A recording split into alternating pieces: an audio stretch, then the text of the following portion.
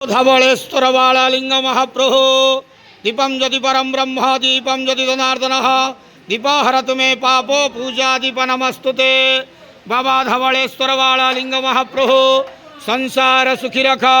आज शुभ मंगलवार रे समस्त भक्त मानकर मंगल कर, समस्त भक्त मानक श्रीपद कर, समस्त भक्त मानकर मनस्कामना पूर्ण कर, कर्म क्षेत्रोन्नति कर, ग्रहरिष्टमान खंडन कर। महाप्रभु धवलेश्वराय बालालिंगाय नमो नमः।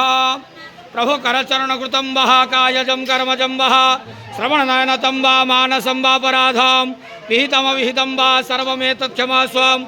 जय जय करुणाब्दे श्री महादेव शंभो धवलेश्वर बालालिंग महाप्रभु संसार सुखी रखंत आनंद के वार। हरि बोलो समस्त भक्त मानकर मंगल करंत आनंद के वार।